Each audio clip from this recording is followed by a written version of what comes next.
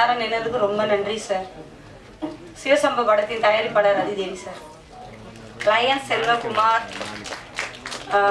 இணைய தயாரிப்பாளர். இந்த படத்துல முக்கியமானவங்க எங்களுடைய டைரக்டர் பகவதி பாலா சார். இன்னைக்கு அவங்களுடைய பர்த்டே, எல்லாம் கடலுடைய ஆசீர்வாதமும் உங்களுடைய ஆசீர்வாதமும் ரொம்ப முக்கியம் சார். அப்புறம் இது ரொம்ப ஹார்ட் ஒர்க்கான படம் சார். என்னுடைய 2018 இருந்து பட்ட கஷ்டங்களுக்கான ஒரு மேடை இது. நிறைய பேசணும், ஆனால் நிறைய பெரியவங்க இருக்காங்க, அவ்வளோவா பேச முடியாது. இருந்தாலும் சொல்கிறேன், என்னுடைய உழைப்பு, என் கஷ்டம், என்னுடைய லட்சியம் எல்லாமே இந்த படம் தான். இந்த சிவசம்பு படம் தான் என்னுடைய எல்லாமே. நான் ரொம்ப பெரிய போராட்டத்துக்கு முன்னாடி இந்த படத்தை நான் பண்ணியிருக்கேன். இந்த படத்துக்கு இவ்வளோ அளவுக்கு நான் கஷ்டப்பட இன்னைக்கு இந்த ஸ்டேஜ் ஏறி இருக்கிறேன்னா அது முக்கியமானவங்களுக்கு நான் கண்டிப்பாக நன்றி சொல்லியாகணும் சார். அதில் முதல்ல நான் நன்றி சொல்லணும்னா காஞ்சிபுரத்தை சேர்ந்த இணைய தயாரிப்பாளர் லயன் செல்வகுமார் சாருக்கு ரொம்ப நன்றி சார். அவர் இல்லைன்னா இந்த ஸ்டேஜில் என்னால் நிற்க முடியாது. என்னுடைய ஜட்ஜிங்க சார் அவங்களுடைய பவர் இல்லைனாலும் அவங்களுடைய அட்வைஸை கேட்டு தான் இன்னைக்கு இந்த ஸ்டேஜில் நான் நின்று இருக்கேன். எங்கள் ஜட்ஜி சாருங்க வந்திருக்காங்க, அவங்களுக்கு பெரிய நன்றி சார். அதுக்கப்புறம் மூணாவதாக நான் சொல்லணும்னா, இவங்கெல்லாம் இருந்தால் மட்டும் போதாது, ஒரு இயக்குனர் இருந்தால் தான் ஒரு யாராக இருந்தாலும் தயாரிப்பாளர் ஆக முடியும். சும்மா எல்லாரையும் தானாக தயாரிப்பாளர், பணம் இருக்கிறவங்களாம் தயாரிப்பாளர் ஆகிட முடியாது.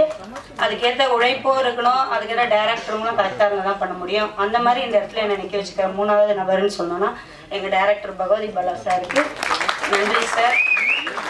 அதுக்கப்புறம் என்னுடைய குடும்பம் தான் எனக்கு எல்லாமே. ஏன்னா ஒரு பொண்ணை நான் வெளியே வந்து சாதிக்கிறதுக்கு காரணமே என்னுடைய ஃபேமிலி தான். என்னுடைய அம்மா வர முடியல, அவங்க உடம்பு முடியல, ஹாஸ்பிட்டலில் இருக்காங்க. அது எங்களுடைய மாமியார் அடுத்தது என்னுடைய மாமியார் ஃபேமிலி வந்திருக்காங்க. ஏன்னா நான் ஒரு மருமகளா, ஒரு அம்மாவா நான் நிறைய சாதிச்சிருக்கேன், எல்லாருக்கும் நல்ல பேர் எடுத்திருக்கேன். சினிமாவில் சாதிக்கணும்னு என்னுடைய வெறி, எப்படி சொல்றது, எனக்கு புருஷன்னு எங்கள் ஹஸ்பண்ட் இறந்து 3 வருஷம் ஆகுது. அதுக்கப்புறமும் நான் கவலைப்படாம இன்னைக்கு நான் துணிஞ்சு நிக்கிறேன்னு சொன்னா அது சினிமா தான். I love my cinema. N cinema தான் எனக்கு லவ்வரு, என் சினிமா தான் என் புருஷன், என் சினிமா தான் எனக்கு எல்லாமே. சினிமாக்காக நான் என்ன வேணாலும் பண்ணுவேன். எத்தனை தோல்வியை சந்திக்கிற தயாரா இருக்கேன். நான் ஜெயிக்கிற வரைக்கும் போராடிட்டே இருப்பேன். 1 படம் 10 படம் எத்தனை படமாக பண்ணிக்கிட்டே இருப்பேன். நான் தோல்வி எனக்கு கிடையாது. என் சினிமா தான் எனக்கு ரொம்ப முக்கியம். என் சினிமா தான் எனக்கு உயிர். அதனால என்னுடைய ஃபேமிலி வந்திருக்காங்க. என்னுடைய மாமியார்கிட்ட நான் ஆசீர்வாதம் வாங்கணும், என் மாமியாரை பார்க்கணுன்னு வந்திருக்காங்க. என் மாமியார் ஃபேமிலியை கூப்பிட்டு நான் மேடையில் கொஞ்சம் உங்களுக்கு மரியாதை எனக்கு செய்யணும்னு ஆசை சார். என் மாமியார் ஃபேமிலி மட்டும் வந்துட்டோம். அத்தை வாங்க அத்தை, எனக்கு டைம் இல்லைன்றனால ஷார்ட்டாக முடிச்சுட்டேன். அத்தை எங்க இருக்கீங்க?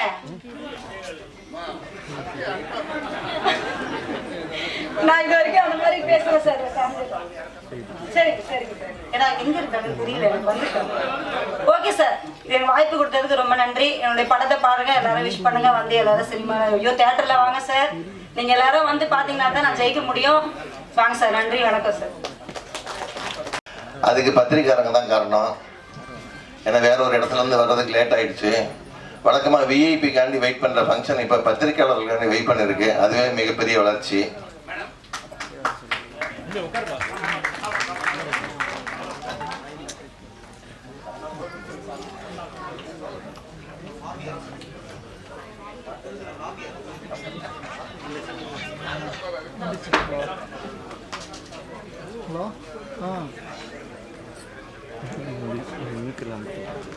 எதுக்காக மாமியார ஸ்டேஜுக்கு வர வைக்கிறேன்னு சொன்னா உங்களுக்கு எல்லாம் ஒரு பெருமைப்படுத்துறதுடா அப்படி கிடையாது சார். ஒரு பொண்ணா ஒரு சினிமா ஃபீல்டுக்கு வந்தா ஒரு மாமியார் வீட்டுல எவ்வளவு திட்டுவாங்கன்னு உங்களுக்கு நல்லாவே தெரியும். அம்மா வீடு தான் சப்போர்ட் பண்ணுவாங்க, மாமியார் வீடு சப்போர்ட் பண்ண மாட்டாங்க. ஆனா எனக்கு சப்போர்ட் பண்ணது என் மாமியார் வீடு தான் சார். என் மாமியார், என் மச்சனை, என் நாத்தனாருங்க என்னை என்கரேஜ் பண்ணுவாங்க. எங்க ஹஸ்பண்ட் இறந்து 16வது நாளே நான் சினிமாவுக்கு வந்துட்டேன் சார். காரியம் முடிஞ்ச உடனே நான் வந்துட்டேன். எனக்கு பொட்டு வச்சு பூவை வச்சு நீ வெளியில போ, நீ போய் உன் பட வேலையை பாரு சாதின்னு எனக்கு என்கரேஜ் பண்ணது என் மாமியார் தான் சார். என் நாத்தனாருங்க தான் பண்ணாங்க. இந்த காலத்துல இருக்கிற மாமியார் போகாத உள்ளவே ஏறி என் புள்ள செத்துட்டா அப்படின்னு சொல்லுவாங்க. எங்க மாமியார் அது மாதிரி சொல்லலை, என் மச்சனை அப்படி சொல்லலை, என் மாமியார் ஃபேமிலி எனக்கு எதுவுமே சொல்லலை. நீ போ, தைரியமா போய் சாதி அப்படின்னு சொன்னாங்க. அது ஒரு என்கரேஜ். அதுக்காக தான் சொல்றேன், எல்லா பெண்களையும் இந்த மாதிரி நம்பி வெளியே விட்டீங்கன்னா எல்லா பெண்களாலையும் சாதிக்க முடியும் சார்.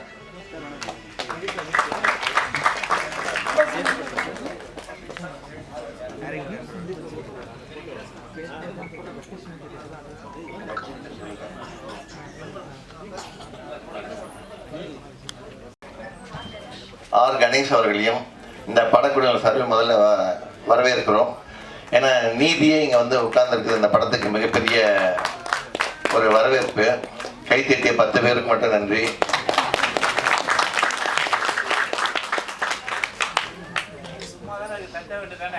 நீங்க கை தட்டினீங்கன்னு வச்சுங்க, உங்க உடம்புக்கு தான் ரொம்ப நல்லது, ஆரோக்கியமா இருக்கும் உங்க உடம்பு. அந்த காலத்தில் கை தட்டுறது வந்து சாதாரண விஷயம் இல்லை. நீங்க கை தட்ட உங்க ஹார்ட் நல்லா வேலை செய்யும். ஆமா, ஏன்னா படம் எடுத்தாலே பிபி சுகர் ஏறுது. நீங்க கை தட்டி இறக்குங்க. அதே மாதிரி பேரரசர் இந்த மாதிரி சிறு முதலீட்டு படங்களுக்குன்னே வந்து வாழ்த்துறத வந்து தன்னுடைய வாழ்க்கையின் லட்சியமா கொண்டு இங்க வந்திருக்கிறாரு. அப்புறம் நம்ம செந்தில், நடிகர் செந்தில்னாலே இன்னைக்கு வந்து அவரை அடிச்சுக்கிறதுக்கு இன்னைக்கு மறுபடியும் இன்னும் யாரும் இல்லை. இனிமேல் ஒருத்தர் பிறந்துதான் வரணும். அந்த அளவுக்கு இன்னைக்கு வரைக்கும் டிராவல் பண்ணிட்டு இருக்கிறாரு. அதே மாதிரி குழந்தைங்க கிட்ட மட்டும் பிரபலமாக இருந்த நம்ம இமான் அண்ணாச்சி இன்னைக்கு பெண்கள் மத்தியில் ரொம்ப ஃபேமஸ் ஆகிட்டாரு. அப்புறம் அன்பு செல்லியன் சார், அப்புறம் இந்த படத்தை நடிச்சிருந்த அத்தனை பேருக்கும் வாழ்த்துக்கள். அப்புறம் நம்ம பகவதி சாலா பற்றி சொல்லி தான் ஆகணும். ஒரு அன்பு சார் சொல்லும் போதே அடுத்த ராமநாராயணன் உருவாகிட்டு இருக்கிறாருன்னு சொன்னாங்க. அது உண்மைதான். அவருக்கு இன்னைக்கு பிறந்த நாளுங்கிறது கூடுதல் செய்தி. அவருக்கு ஒரு கைத்தட்டி பாராட்டு தெரிவிச்சுக்கலாம். அவர் பார்த்தீங்கன்னா அஷ்டவதானின்னு சொல்லலாம். கதை, திரைக்கதை, வசனம், இயக்கம், கேமரா, நடிப்பு, தயாரிப்பு, விநியோகம், இது 8 இதையும் அவர் கையில் வச்சுட்டு பண்ணிட்டு இருக்கிறாரு. ஸோ இந்த மாதிரி புதுசாக வர்ற தயாரிப்பாளர்களுக்கு வந்து அவர் வந்து ஒரு வழிகாட்டின்னு சொல்லலாம், ஒரு கைகாட்டின்னு சொல்லலாம். நஷ்டம் அடையாமல் காப்பாற்றிட்டு வர்றாரு. அவருக்கு இந்த நேரம் ஒரு கைத்தட்டி பாராட்டு தெரிவிச்சுக்கலாம். அதே மாதிரி நம்ம Lion doctor K Karunakaran Tamil திரைப்பட தயாரிப்பாளர் சங்கத்தில் செயற்குழு உறுப்பினராக இருக்கிறாரு. அவரும் ஒரு ப்ரொடியூசரு. ஆனால் அவர் படத்து பேரை கேட்டிங்கன்னா நீங்கள் கை தட்டுவீங்களா சிரிப்பீங்களான்னு தெரியல. காதலி என்னை காதலி, இதுதான் அவர் எடுத்த படத்தோட டைட்டிலு. அவருக்கு ஒரு ஆசை, அந்த காலத்தில் அவர்கிட்ட சொல்ல முடியல, டைட்டில் வச்சுட்டார் அவர் அந்த மாதிரி படத்தை. ஸோ அதெல்லாம் ரிலீஸ் ஆகிடுச்சு அந்த படம். இந்த சிவசம்போ படம் வந்து ஒரு மிகப்பெரிய வெற்றி படமாக அமையணுங்கிறதுக்கு ஐட்டங்கள் எல்லாமே அது நல்லா இருக்கு. இந்த கதாநாயகனை அறிமுகமாகிறவர் ரொம்ப கொடுத்து வச்சவர். நல்ல கிளாமராக ஒரு பொண்ணு கூட நல்ல கேப் விடாமல் கட்டி பிடிச்சி நல்லா ஆடி இருக்கிறாரு. பாருங்க, வருத்தத்தோட சொல்றாரு. அந்த கதாநாயகி வந்திருக்காங்களே, நல்லா கோஆப்ரேட் பண்ணியிருக்கீங்கண்ணா.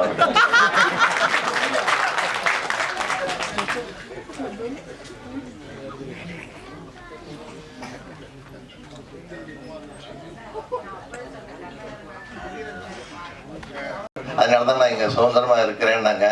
அதனால முதல்ல அறந்தாங்கி உஷா, இவங்க அருமந்தை, அவங்க அறந்தாங்கி, 2 ஊர் பேர் தான். ஸோ அதனால இவங்களுக்கு கைத்தட்டமோ இல்லையோ, அவங்க மாமியாருக்கு ஒரு கைத்தட்டி வாழ்த்து சொல்லிடலாம்.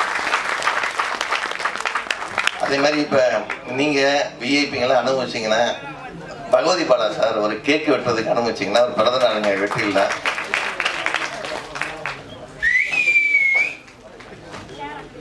இதையும் இங்கே ஒரு கோரிக்கையாக வச்சு உங்கள்கிட்ட நான் சொல்கிறேன். ஸோ இதில் வந்து அடுத்தடுத்து நம்ம ஜட்ஜெல்லாம் இருக்காங்க, நிறையா பேச போகிறாங்க. உங்களுக்கு நிறையா இருக்குது. எப்படி இன்னும் ஒரு 1 ஹவர் நீங்கள் ஒரு என்டர்டைன்மெண்ட் இங்கே ஜாலியாக இருக்குது, பேசலாம். செந்தில் சார்லாம் நல்லா பேசுவார். ஸோ இந்த படம் மிகப்பெரிய வெற்றியடைய எல்லாம் வல்ல இறைவனை வேண்டி விடைபெறுகிறேன். நன்றி. எல்லாருக்கும் மிக்க நன்றி. என் பேர் நடராஜன். நான் இந்த சிவசம்பு திரைப்படத்தில் கதாநாயகனாக நடித்துள்ளேன். எங்கள் குடும்பத்துலேயும் சரி, எங்கள் ஊர்லேயும் சரி, இது வரைக்கும் சினிமாவில் யாரும் நடித்தது கிடையாது. நான் தான் ஃபஸ்ட்டு நடிச்சு சினிமாவுக்கு வரணும்னு சொல்லிட்டு, என்னை விட எங்கள் அப்பாவுக்கு ரொம்ப ஆசை. அவங்க பையன் வந்து நல்லா பெரிய லெவலில் போகணும்னு சொல்லி எங்கள் அப்பா தான் முயற்சி பண்ணி எனக்கு இது பண்ணி விட்டாங்க. அதுலேயே வந்து பாலா சாரை பார்க்கறதுக்கு முன்னாடி ஒரு 3 டைரக்டரை பார்த்து பேசி எல்லாமே வந்து நஷ்டத்தில் முடிஞ்சிச்சு. அதுக்கப்புறம் வந்து தான் என்னோட பெஸ்ட்டு க்ளோஸ் ஃப்ரெண்டு ஒருத்தர் பாலா சாரை அறிமுகப்படுத்தி வச்சாங்க. அவங்ககிட்ட வந்து பாலா சார்கிட்ட பற்றி எங்கள் அப்பாட்ட சொன்னேன். உடனே எங்கள் அப்பா பேசிட்டு, சரி ஓகே சார், நம்ம எப்போ ஷூட்டிங் போகலான்னு கேட்டாங்க. சார் 3 நாளில் போகலான்னு சொல்லிட்டு ஷூட் ஆரம்பித்து ஊட்டிக்கு போனோம். சென்னையில் போலீஸ் ஸ்டேஷன் சீன் எடுத்தோம். அதுக்கப்புறம் வந்து சார் வந்து இப்போ 2 கதாநாயகி தான் காமிச்சிருக்காங்க. ஆனால் எங்கள் படத்தில் நடித்த மொத்தம் 5 கதாநாயகி. 3 நாள் 7 நாள் ஷூட்டிங் போச்சு. கடைசி வரைக்கும் ஒரு ஹீரோனி கூட காட்டவே இல்லை. மணி சார் என்ன சார் எப்போ சார் ஹீரோனி காட்டுவீங்கன்னு கேட்டேன். அதுக்கு சொன்னார், இருங்க சார் படத்தில் வந்து உங்கள் ஒய்ஃப் வந்து இறந்துருந்தாங்க, அதனால் ஃபஸ்ட்டு ஃபோட்டோ வச்சு கொஞ்சம் எடுப்போம், அதுக்கப்புறம் தான் ஹீரோனி வரும் அப்படின்னு சொன்னாங்க. நானும் பார்த்துட்டு அவன் பொண்டாட்டிட்டு சொன்னேன், உடனே உங்களுக்கு கடைசி வரைக்கும் நீங்கள் ஃபோட்டோவை தான் பார்க்கணும், ஹீரோனி பார்க்க முடியாதுன்னு சொன்னாங்க. அதுக்கப்புறம் வந்து திருநெல்வேலியில் போய் ஷூட்டிங் போயிருந்தோம். அப்போ சார் வந்தாங்க. சரி சார் இன்னைக்கு ஹீரோயின் வருது பாருங்க சார்னு சொன்னாங்க. அப்படியா சார், சரி ஓகே சார்னு சொல்லிட்டு யார் வரான்னு பார்த்துட்டே இருந்தேன். அதுக்குள்ளே சொன்னாங்க, சார் ஹீரோயின் பாம்பேலேருந்து வருது. உடனே என் ஃப்ரெண்டெல்லாம் பார்த்தாங்க, டேய் வச்சான் பாம்பேவா, ஓகே ஓகே வரட்டும் அப்படின்னு சொல்லி வெயிட் பண்ணோம். ஹீரோயின் நானும் வரும்னு பார்த்துட்டே இருக்கேன். லாஸ்ட்டாக வந்தது எப்போ 35 வயசுல ஒரு ஆண்டியை கொண்டு வந்து விட்டாங்க, இதான் ஹீரோயின்னு சொல்லிட்டு. லாஸ்ட்டாக நான் மூச்சு வாங்கினதில்ல, அது மட்டும் தான் இதாகிடுச்சு. என்ன சார் இப்படி பண்ணிட்டீங்களா சார் சொல்லிட்டு, ஐயோ சார் வேணவே வேணாம், எனக்கு இந்த ஹீரோனே வேண்டாம் சொன்னேன். அதுக்கப்புறம் இல்லை சார் அது உங்களுக்கு ஹீரோனி கிடையாது, அது வந்து உங்களோட அத்தை பொண்ணு ஒரு கேரக்டர், அவ்வளோதான், உங்களுக்கு ஹீரோனி நாளைக்கு வருது சார்னு சொன்னாங்க. சரி நாளைக்கு ஏதாவது நல்ல பொண்ணை வரும் பார்ப்போம் அப்படின்னு பார்த்துட்டு இருந்தேன். அடுத்த நாள் பார்த்தேன், வெயிட் பண்ண அடுத்த நாள் வந்துச்சு. 45 வயசில் வந்துச்சு ஒரு ஆண்டி. என்ன சார் இது நேரத்தோட இன்னைக்கு அதிகமாக இருக்குன்னு சொன்னேன். சார் இது வந்து ஹீரோனி தான், இது வந்து பூக்காரி சார், அது வந்து உங்களை ஒன் சைடாக லவ் பண்ணும், நீங்கள் வந்து லவ் பண்ண மாட்டீங்க அப்படின்னு சொன்னாங்க. சரி ஓகே சார் சொன்னேன். நாளைக்கு பாருங்க சார் உங்களுக்கு 19 வயசில் கூப்பிட்டு வரேன்னு சொன்னாங்க. சரி பார்த்து சரி பார்க்கலாம் சார்னு சொல்லிட்டு இருந்தேன். அதுக்கப்புறம் மறுநாள் வந்துச்சு. எப்படி இருந்துச்சு, 19 வயசில் காஞ்சி போன கருவாடு மாதிரி கரையேன்னு வந்தது ஒன்று. என்ன சார் இப்படி பண்ணிட்டீங்களா சார், இது யார் சார்னு கேட்டேன். இது வந்து பூக்காரிக்கு அசிஸ்டண்ட்டு. சரி என்ன சார் இப்படி பண்ணிட்டீங்க, சரி சார் ஹீரோனே வேணாம் சார் ப்ளீஸ் சார் சொன்னேன். இல்லை சார் வருது சார் நாளைக்கு வருது சார்னு சொல்லிட்டு எங்கள் ஊரில் போய் ஒரு ஸ்கூல் சீன் எடுக்க போயிருந்தோம். அப்போ ஸ்கூலில் வந்து சார் இப்போ வந்துடுவாங்க பார்த்தா புடவை கட்டிட்டு வருவாங்க சொன்னாங்க. நானும் வாசலில் உட்காந்து பார்த்துக்கிட்டே இருக்கேன். எல்லா டீச்சராக லைனாக வந்தாங்க. ஐயோ இதாக இருக்குமா இருக்குமான்னு பார்த்துட்டு இருக்கேன். கடைசி வரைக்கும் வரல. லாஸ்ட்டில் ஒரு ஆயா தூரமாக அசைஞ்சு வந்தாங்க. ஐயோ வச்சுட்டாரு ஆப்புன்னு பார்த்தேன். அதுக்கப்புறம் பார்த்தா ஆயாவுக்கு பின்னாடி தான் அப்படி என்ட்ரி கொடுக்காங்க நம்ம ஹீரோனி. சரி ஏதோ பார்த்ததுக்கு இதாக கொஞ்சம் சுமாராக இருக்குது, சரி ஏற்றுப்போம் அப்படி சொல்லிட்டு ஏற்றுக்கிட்டேன். அதுக்கப்புறம் திருநெல்வேலி இங்கே மெய்ஞானபுரத்தில் வச்சு ஷூட்டிங் போயிருந்தோம். அப்போ வந்தப்போ நாங்கள் வந்தாங்க. நான் சார் யார் சார் ஹீரோன்னு கேட்டாங்க. உங்களுக்கு செல்லமான ஹீரோயின் சார், உங்களோட செல்ல கிளியை பறந்து விடாமல் நீங்களே பார்த்துக்கோங்கன்னு கொடுத்தாங்க. சரி ஓகே சார்னு சொல்லிட்டு அடுத்த அந்த ஹீரோயின் வந்தாங்க, அவங்க கூட ட்ராவல் பண்ணோம். அதுக்கப்புறம் வந்து எனக்கு சினிமாவில் வந்து ரொம்ப கொஞ்சம் கூச்ச சோகமாக இருந்துச்சு. அதுக்கப்புறம் அண்ணாச்சிலாம் வந்தோடனே சரி நமக்கு வந்து அண்ணாச்சை பார்த்தாலே கொஞ்சம் பயமாக இருக்கும். எப்பரா பண்ண ஐயோ சொல்லக்கூட வரல. உடனே அண்ணாச்சி சொன்னாங்க, ஏல என்ன வா நீ ஏன் இது பண்ணுறான்னு சொல்லிட்டு நான் வந்து லைட்டாக தாங்கினாலும் அண்ணாச்சி வந்து எடுத்து கொடுப்பாங்க. ஆனால் அண்ணாச்சி கூட வந்து நல்லா சிங்கி ஆயிடுச்சு. அதுக்கப்புறம் நம்ம சாரப்பாம்பு மாமா வந்தாங்க. அன்னைக்கு பார்த்ததான் சாரப்பாம்பு. எப்போ வந்தாலும் மாப்பிள்ளை ஃபோன் பண்ண, மாப்பிள்ளை எப்படி இருக்கீங்க, மாப்பிள்ளை வாங்க வாங்க வாங்க மாப்பிள்ளை அப்படி சொல்லி இந்த படத்தில் 2 மாமா கிடச்சிட்டாங்க. அதுக்கப்புறம் மாமியார் 4 பேர். இந்த கேக் எடுத்துட்டு வந்தாங்களே, எப்போ பண்ணா என்ன மருமகனே, எங்க மாமியார் கூட கேட்க மாட்டாங்க மருமகனேன்னு சொல்லிட்டு நானும் மாமியார் அத்தை தான் கூப்பிடுவேன். மாமியார் கிட்ட ஒரே ஆள் இவங்க தான்.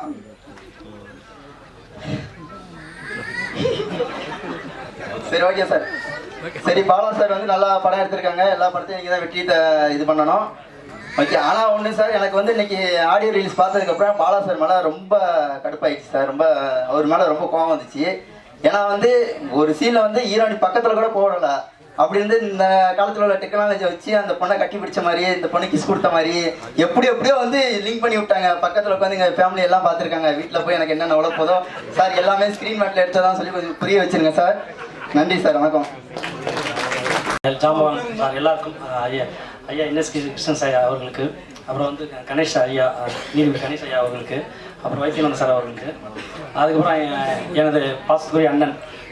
அதாவது இன்னைக்கு வந்து உலகத்தையே ஒரே ஒரு வாழைப்பழத்தினால நிறைய நோயாளியை குணப்படுத்த டாக்டர் செந்தில் சார் அவர்களுக்கு, அப்புறம் இன்னைக்கு வந்து நமக்கு எத்தனை மாவட்டம் இருக்குன்னு அண்ணனை பார்த்தா தெரியும், அத்தனை மாவட்டத்துக்கும் ஸ்பேரர்ஸ் ஐயா அவர்களுக்கு அண்ணனுக்கு, அதுக்கப்புறம் கருணா சார் அவங்களுக்கு, அப்புறம் அன்பு சார் அவருக்கு, அப்புறம் விஜயமுரளி சார் என்னோட படங்கள்லாம் தொடர்ந்து பிஆர்ஓ பண்ணி எனக்கு நிறைய சப்போர்ட் பண்ண விஜயமுரளி சார் அவங்களுக்கும், அதுக்கப்புறம் அண்ணாச்சி இமான் அண்ணாச்சி கிட்ட நான் ஒரு 4 படமாக அவருக்கு ட்ரை பண்ணி அவர் கால்ஷீட் இந்த படத்தை கால்ஷீட் கொடுத்துருக்காரு. அதுக்கப்புறம் தொடர்ந்து 3 படம் கால்ஷீட் கொடுத்துட்டாரு. ஸோ அண்ணாச்சி கால் சீட்டு பிடிச்சது ரொம்ப சந்தோஷமாக இருக்குது. அதுமாரி செந்தில் சார் கிட்ட நானும் ஒரு 10 படமாக ட்ராவல் பண்ணிட்டே இருக்கிறேன். டேட் இருக்காது, அது ஏதோ ஒன்று தள்ளி உதவி போச்சு. இந்த படத்தில் அவங்களாம் அடிச்சது இது எல்லாமே சிவனோட அருள்னு நினைக்கிறேன். சார் சிவன் இது. அதனால் எனக்கு வந்து இதில் ஆர்டிஸ்ட் நல்லா எனக்கு கவர் பண்ணாங்க. அதுமாரி வந்து எங்களோட எங்களோட தயாரிப்பாளர் இருக்கிற ரதி மேடம் இருந்தாலும் சரி, ஐயா சிவகுமார் இருந்தாலும் சரி, ஸோ அவங்க ஃபுல் சப்போர்ட் இருந்தாங்க. இது வந்து நான் கிட்டத்தட்ட இப்போ ஹீரோ சொன்னார், ஹீரோயின் பற்றி சொன்னார். இந்த படம் வந்து முழுக்க இது வந்து ஒரு பெண்கள் சம்மந்தப்பட்ட படம். சிவசம்பவம் அப்படின்னா இது சாமி படம் கிடையாது. இதை வந்து முழுக்க ஒரு பெண் அடிமைத்தனம், இப்பவும் பெண் அடிமைத்தனம் இருக்குது அந்த படத்தில் சரி இருக்குது. அது தமிழ்நாட்டில் அதிகமாக இருக்குது. ஸோ அதை உடைக்கணும். அப்போ என்னன்னா அது யாரால உடைக்க முடியும்? பெண்கள் எழுச்சி எடுத்தால் தான் உடைக்க முடியும். அப்படி தான் அந்த படம் கதை. அதனால நிறைய பெண்கள் நிறைய நடிச்சிருப்பாங்க. இதில் வந்து கிளைமேக்ஸ் இது வந்து சார் சொன்ன ஒரே மேட்டர் சொல்லிடுறேன். இது கிளைமேக்ஸ் வந்து பார்த்தோம்ல, இது பெண்கள் சம்மந்தப்பட்ட படம்னால இது வந்து அந்த ஹீரோயின் தான் வந்து அந்த கிளைமேக்ஸ் முடிக்கணும். அப்போ அது வந்து ஒரே வாக்காக எனக்கு ஹீரோக்கும். சார் என்ன சார் படத்தில் ஸ்டார்டிங்லேருந்து லாஸ்ட் வரைக்கும் ஹீரோயினை கண்ணிலையும் காட்டலாம், அப்பப்போ காட்டி போயிட்டீங்க, இப்போ கிளைமேக்ஸ் தனியாக போய் அவங்க போய் முடிச்சா அப்படி சார் அப்படின்னு சொன்னாங்க. அப்போ அவருக்கு ஒரு கதை சொல்ல வேண்டியிருந்தது. பொதுவாக வந்து நான் வந்து படங்கள் பண்ணும்போது இது வந்து எனக்கு கிட்டத்தட்ட நான் இயக்கிற 16வது படம் இது சிவசம்பவம். நிறைய கேமராமேன் பண்ணியிருக்கிறேன், நிறைய நடிச்சிருக்கிறேன். என்னன்னா மேக்ஸிமம் வந்து நான் யாருக்கும் கதை சொல்கிறது கிடையாது. ஏன் கதை சொல்ல கிடையாதுன்னா, நம்ம லோ பட்ஜெட்டில் பண்ணுவோம், ஏதாவது ஊரில் போய் எடுப்போம். அது என்னன்னா கதை சொல்லிட்டேன்னா அந்த ஊரில் யாராவது ஒரு கதையை சொல்லிடுவாங்க. அது என்ன ஒன்றா அது பிரச்சனையாயிரும். இப்போ சில இடத்துல பார்த்தீங்கன்னா ஷார்ட் ஃபிலிமுக்கு அப்படின்னா அவங்க ஒரு 2000 வச்சுருப்பாங்க லொகேஷன் ஆச்சு. அதே ஃபிலிமுக்குன்னா ஒரு 25,000 வச்சுருப்பாங்க. அதேமாரி சில கதை வந்து ஜாதி சம்மந்தப்பட்ட கதையாக இருக்கும், மத சம்மந்தப்பட்ட கதையாக இருக்கும் சொல்லிட்டோம்னா அங்கே சொல்லி அந்த பெரிய பிரச்சனை ஆகிடும் சொல்லிட்டு யார்ட்டையும் கதை சொல்கிறதில்ல. மோஸ்ட்லி நான் ஒவ்வொரு படத்துக்கும் ஒவ்வொரு ஸ்டேஷனில் இன்ஸ்பெக்டர்கிட்ட, ஊர் தலைவர்கிட்ட, அப்புறம் இதே மாதிரி ஆளுங்க நிறைய கதை சொல்லியிருக்கு. அவங்களுக்கு எதாவது கதை சொல்லிட்டு ஆனால் படத்தில் நம்ம சொன்னாங்க எதுவுமே வராது அப்படி சொல்லி வருது. இதில் வந்து கிளைமேக்ஸ் வந்து அவர் நடிக்க மாட்டேன்ட்டார் ஹீரோ. அவர் வச்சு தான் சொல்கிறேன். ஏன்னா கிளைமேக்ஸ் வந்து ஹீரோயின் தான் எல்லாமே நிற்கிறாங்க. அதனால் எனக்கு வந்து இல்லை சார், கிளைமேக்ஸ்லாம் நான் நடிக்க மாட்டேன்னு சொல்லலை. சார் வந்து என்னை கூட்டு போய் டம்மி ஆக்கிட்டாங்க கிளைமேக்ஸில். சரி நல்லா எடுப்பாங்கன்னு பார்த்தா லாஸ்ட்டில் வந்து ஹீரோ போய் ஹீரோனை காப்பாற்ற போய் ஹீரோ கால்களை போட்டு மிதித்து ஹீரோனை வந்து காப்பாற்றிருக்கு. அந்த மாதிரி எடுத்துட்டாங்க. எங்கள் ஃப்ரெண்ட்ஸ்லாம் படம் பார்த்துட்டு போன வாரம் என் ஃப்ரெண்ட்ஸ்லாம் வந்திருந்தாங்க, போய் படம் பார்த்தோம். பார்த்துட்டு சொல்கிறாங்க, எங்கள் மச்சான் இருக்க தூத்துக்குடி கொத்தனாரு என்ன தூக்கி போட்டு நீ குத்தோன்னு பார்த்தா உடனே கீழே படுக்க வச்சு அவங்க அடிக்க. ஐயோ கதையை சொல்லிட்டாரு, என்ன பண்ணுறது தெரியலையே. இப்போவே கதை வந்துருச்சு. ஆக்சுவலி கிளைமேக்ஸில் வந்து அவர் சமாளிப்பது பெரிய விஷயமாச்சு. ஒரே ஒரு கதை சொன்னேன் சார், நான் ஒரே ஒரு குட்டி கதை சொல்கிறேன், நீங்கள் அதுக்கு விட சொல்லுங்கள் சார். அது கரெக்டாக சொல்லிட்டீங்க அப்படின்னா நீங்கள் என்ன சொல்கிறீங்களோ அதுதானே. சரி நான் கதை சொல்லுங்கள் சார். இது வந்து நம்ம படித்த கதை தான், உங்களுக்கு எல்லாம் தெரியும். ஒரு 2 நாட்டுக்கு ஒரு சின்ன போர் நடந்தது. அதில் வந்து ஒரு மன்னன் செவிச்சிருவார். அந்த மன்னன் கல்யாணம் ஆகியிருக்காரு, 2 பேருமே கல்யாணம் ஆகியிருக்காரு. அப்போ அந்த செவிச்ச மன்னன் வந்து ஒரு பொண்ணை லவ் பண்ணிட்டு இருப்பாரு. அப்போ அந்த பொண்ணு சொல்லும், நான் ஒரு விடுகதை போடுறேன், நீ வந்து அதுக்கு ஆன்சர் சொன்னால் அவனை கல்யாணம் பண்ணிவிடுவேன், இல்லை கல்யாணம் பண்ண மாட்டேன், எனக்கு புத்திசாலியான ஒரு கணவன் தான் வேணும் அப்படிங்கும். சரி அப்படின்ட்டு தானே. சரிங்களா, அது போயிட்டே இருக்கும்போது போர் ஆரம்பிச்சிருது. போரில் அந்த லவ் பண்ணுறவன் செவிச்சிடுறான். அப்போ வந்து தோத்தவன்ட்ட கூப்பிட்டு கேட்குறான், இந்த பார் நான் உனக்கு ஒரு விடுகதை சொல்கிறேன், நீ அதுக்கு ஆன்சர் சொல்லிட்டேன்னா இந்த நாடை வந்து நீ எடுத்துக்கோ, உன் நாடை வந்து நான் உன்னை கொடுத்துட்றேன் அப்படின்னா. சரி என்ன கேளுங்க, பெண்களின் ஆழ மனசு என்ன நினைப்பாங்க அதை மட்டும் சொல்லுண்ணா. பெண்கள் என்ன நினைக்கிறாங்க நம்ம தெரியாது, அது ஆள் மனசுல எப்படி நினைப்பாங்க எதுவுமே தெரியாது அப்படின்னு சொல்லிட்டு அவன் அந்த அரசன் வந்து எல்லாத்தையும் கேட்டான். இப்போ எதிர்நாட்டு அரசு கேட்டுக்கிறான். சரி இதை ஆன்சர் சொல்லிட்டு ஒரு 3 நாள் டைம் கேட்டாப்ல. 3 நாள் சொல்லிட்டேன்னா உன நாடு ஒன்று தந்துட்டாப்ல. இப்போ ஊரில் எல்லாத்தையும் கேட்டுருக்காப்ல. இந்த பெண்கள் வந்து அடிமனசு நினைப்பாங்க, என்ன நினைப்பாங்க எல்லாம் கேட்டாங்க. ஒவ்வொரு சொல்றாங்க, எங்க கடலோட ஆழத்தோட பார்த்துடலாம், பெண்கள் மனசு கண்டுபிடிக்க முடியாது ஒவ்வொருத்தர் சொல்றாங்க. அப்போ ஒருத்தர் சொல்றான், நம்ம ஊர் எல்லையில வந்து ஒரு சூனியக்காரி ஒரு கிழவி இருக்கிறா, அந்த கிழவிட்ட கேளு கரெக்டா சொல்லுவாப்புல அப்படிங்கிற. இந்த மன்னன் வந்து தோத்த மன்னன் நேரம் என்ன பண்றான், அந்த கிழவிட்ட போறான். கிழவிட்ட போனதும் கிழவிட்ட சொல்றான், கிழவி நான் வந்து நம்ம நாடு தோத்துருச்சு, இப்போ நாடு ஜெயி நம்ம கைக்கு வரணும்னா எனக்கு அந்த மன்னன் வந்து ஒரு கட்டளை கொடுத்துருக்காங்க. என்ன கட்டளைங்க, பெண்கள் என்ன நினைப்பாங்க அடிமனசு என்ன நினைப்பாங்க அதை சொல்லிட்டேன்னா நம்ம நாடு எனக்கு வந்துருங்கிறான். சரி நான் சொல்லிடுறேன், நீ சொல்லிட்டேன்னா நாடு உனக்கு வந்துடும், அவனுக்கு காதலி போயிடுவா, எனக்கு என்ன கிடைக்கும்பா, நீ என்ன வேணாலும் கேளு, உயிரோட கேள்வி தருவோமே, நான் உயிர் கேட்க மாட்டேன், என்ன கேட்டாலும் செய்வியா செய்கிறேன் அப்படின்னு ஒரு சொல்றான். என்ன சொல்றான்னா, எப்போதுமே பெண்கள் வந்து அவங்க இஷ்டத்துக்கு முடிவு விட்டீங்கன்னா அவங்க சந்தோஷமா இருப்பாங்க, அவங்க எடுக்கிற முடிவு எல்லாமே கரெக்டாக இருக்கும். இதுதான் அடிமனசு நினைக்கிறது. ஒரு காரியம் பண்ணால் நம்ம தான் டிசைட் நம்ம தான் பண்ணணும்னு நினைப்பாங்க அவங்க. ஆனால் நம்ம ஆண்கள் வந்து நினைக்கிறது இல்லை. அவன் என்ன சொல்ற அப்படின்னு அதனால தான் நிறைய வீட்டில் பிரச்சனை நடக்குது சார். இப்போ நீங்க எப்படி சார், ஐயோ சார் நான் என் ஒய்ஃப் டிசைட் விட்டுறேன் சார், என் ஒய்ஃப் என்ன சொல்லுதான் சார் நான் கேட்பேன், என் ஒய்ஃப் ஒரு கோடு போட்டாலும் தாண்ட மாட்டேன்னாரு. அது சரி ஓகே சார். இப்போ வந்து கிளைமேக்ஸ் சொல்லல அதில் சொல்கிறேன். இப்போ வந்து அந்த மன்னன் வந்து அவன் சொல்லிட்டாப்ல, என்ன சொல்லிட்டாப்ல, சார் பெண்களை அவங்க இஷ்டத்தில் விட்டீங்கன்னா நீங்கள் வந்து அந்த பெண்கள் வந்து ஜாலியாக சந்தோஷமாக இருப்பாங்க, குடும்பத்தை கரெக்டாக நடத்துவாங்க, நம்ம எந்த டிஸ்டர்ப் பண்ண மாட்டாங்க, வேணாலும் பண்ணிக்கலாம் சார் அப்படிமா. ஓ அப்படியான காதலி சொல்லுவா. அப்புறம் காதலி ஆமாம் இதான் நினச்சன்றோம். உடனே அவன் கல்யாணம் ஆயிடுது, இவங்க நாடு கிடச்சிருது. இப்போ நாடு கிடச்சதும் கிளவிட்ட வந்து சொல்ல போகிறான் சந்தோஷத்தை. கிளவி நாடு கிடச்சிருச்சு என்ன பண்ணலாம் சொல்ல போகிறான். அப்போ அந்த கிளவி சொல்கிறா எனக்கு ஒரு வரம் கொடுத்துடலாங்கிறான். ஆமாம் இன்னும் எழுப்பது கேளுங்க, நீ எனக்கு கல்யாணம் பண்ணிக்கங்கிறான். ஷாக் ஆகிட்டான். ஏன்னா அவளுக்கு வந்து 90 வயசு, இவனுக்கு வந்து 40 வயசு. என்ன கிளவி இப்படி கல்யாணம் பண்ண சொல்கிறேன், என் வாக்கு என்ன ஆகுங்கிறான். நீ என்ன சொன்ன, ஒரு மன்னன் தானே, நாட்டு கொடுத்த வாக்கு மாற்றக்கூடாதுல்ல, கல்யாணம் சரின்னு சொல்லி கல்யாணம் பண்ணிடுறான். கல்யாணம் பண்ணி அரண்மனை கூட்டு வந்துடுறான். அரண்மனைக்கு உள்ளே வந்ததும் அவள் குமரி ஆயிடுறான், 18 வயசு பொண்ணா மாறிடுறான். இவனுக்கு பயங்கர சந்தோஷம். என்னடா வெளியே இருந்த கிளவியா இருக்கிறா, உள்ளே வந்த குமரி ஆயிட்டா அப்படிங்கிறா. இப்போ அவன் கேட்குறான் எப்படி வந்து நீ வந்து உள்ளே வந்து எப்படி குமரி ஆன, வெளியே போகுது கிளவியா இருக்குங்கிறான். அந்த கிளவி கேட்குறா, இந்த பார் மன்னா, நான் வந்து உன் கூட அரண்மனையில் இருந்தா நான் வந்து குமரியா இருப்பேன், வெளியே வந்து கிளவியா மாறிடுவேன், உனக்கு எது வேணுங்கா. இவன் சொன்னா இது பெண்கள் சம்மந்தப்பட்ட விஷயம், நீயே முடிவு எடுத்து கொண்டு வா. அப்போ அந்த என்ன நீயே பெண்கள் சம்மந்த நீயே முடிவு எடுத்து அவன் என்ன பண்றான்னா உடனே அவளே குமரியாரு, வெளியே போனாலும் குமரியாயிரா, வெளியே இருந்தாலும் குமரியா. ஸோ அவட்ட அந்த முடிவு விட்டதுனால அவள் வந்து அங்கே வந்து மன்னனுக்கு தகுந்த ஒரு ஒய்ஃபா மாறா அப்படின்னு ஹீரோட சொன்னதும், சார் இதுதான் சார் கிளைமேக்ஸ், வேணாம் சார் அந்த பொண்ணையே முடிவு சொல்லி எனக்கு ஒத்துக்கிட்டாரு கேளுங்க. அது காரணம் சொல்லுவார், என் ஒய்ஃப்கிட்ட நான் எதுவுமே மறைக்கிறேன். என் ஒய்ஃப் வந்து அதான் சொல்லுவார், லட்சுமி போட்ட கூட சீரை தாண்டிட்டா, ஆனால் என் ஒய்ஃப் போட்ட கூட தாண்ட மாட்டார் அப்படின்னு சொன்னார். உண்மை அப்படின்னு தெரியாது, அவங்களுக்கு இடம் தெரியும். சரி இதான் கிளைமேக்ஸ் இருந்துச்சு. சரி இப்போ நம்ம சின்ன படங்கள் தயாரிக்கிறது வந்து இன்னைக்கு வந்து வியாபாரம் வந்து ரொம்ப கம்மியாக போயிட்டு இருக்குது, உங்களுக்கு தெரியும். நம்ம மேக்ஸிமம் வந்து தேட்டர் வசூல் கம்மியாக தான் இருக்கும்.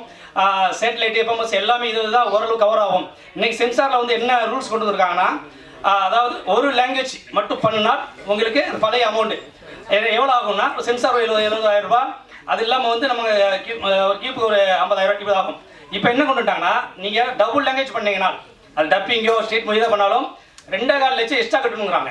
ஏன்னா அதுக்கு ஆப் என்னன்னா காது கேட்க ஒரு ஆப்பு, கண்ணு தெரியாமல் இவங்க தேட்டர் வந்து படம் பார்க்கறதுக்காக ஒரு ஆப்பை உருவாக்கிக்கிட்டு அதில் வந்து 2.25 லட்சம் நீ கட்டணும். அப்படின்னா தான் உங்களுக்கு வந்து மல்டி லெவலில் நாங்கள் சென்சார் தருவோம்னு இப்போ சமீபம் நடந்துருச்சு. இதனால என்ன பாதிப்புனா, சின்ன படங்களுக்கு நம்ம தமிழில் மட்டும்தான் நம்ம வந்து ரிலீஸ் பண்ண முடியும். நிறைய சின்ன படங்கள் வெளியே எங்கேயும் யூஸ் பண்ண முடியும். இப்போ 3 மொழி 4 மொழி எடுக்க பிரச்சனை கிடையாது. ஆனால் இதை வந்து நம்ம என்னன்னா, நம்ம வந்து இந்த மல்டி ஒரு லாங்குவேஜ் பண்ணணும், தெலுங்கு ஹிந்தி கன்னடம் எல்லாத்தையுமே நம்ம வியாபாரம் பண்ணோம். அப்போ வியாபாரம் பண்ணும்போது அவன் ஆட்டோமேட்டிக்காக 2.25 லட்சம் கிட்ட சொல்கிறான். அப்போ கிட்ட சொன்னால் நம்மகிட்ட வாங்குறவங்க யாருமே வாங்க மாட்டாங்க. நம்மளுடைய படங்கள் வந்து டோட்டலாகவே வந்து எந்த லாங்குவேஜும் விற்காது. அப்போ மல்டி லெவலில் போனால் மல்டியில் சென்சார் பண்ணணும்னா மினிமம் நம்ம வந்து 2.25 லட்சம் எக்ஸ்ட்ரா கட்ட வேண்டியிருக்குது. இந்த ப்ரொடியூசர் நிறைய ப்ரொடியூசர் என்ன பண்ணுவாங்கன்னா, படத்தை ஃபுல்லாக செலவு பண்ணிட்டு கடைசி நேரத்தில் போஸ்ட் ப்ரொடக்ஷன் காசு இல்லாமல் எத்தனை பேர் நிற்கிறாங்க, சென்சார் பண்ண எத்தனை காசு நிற்கிறாங்க. அப்போ அவங்க போய் 2.25 சொன்னால் எப்படி கட்ட முடியும்? ஆனால் இதை வந்து நம்முடைய எல்லா சங்கமும் சேர்ந்து எங்களுக்கு சென்சார் முதமடியே பண்ணுங்க எங்களை அப்படி சொன்னால் மட்டும்தான் இன்றைக்கி நிறைய ப்ரொடியூசர் இன்னும் தப்பிப்பாங்க, இல்லை கஷ்டமாயிடும். நான் வந்து நிறைய படம் பண்ணியிருக்கேன். அதில் ஒரே ஒரு படம் தலையாட்டி பொம்மைன்னு ஒரு படம் பண்ணேன். அது முழுக்க ஃபுல்லாக நியூ ஆர்டிஸ்ட்டு, ஒருத்தரோட ஆர்டிஸ்ட் கிடையாது.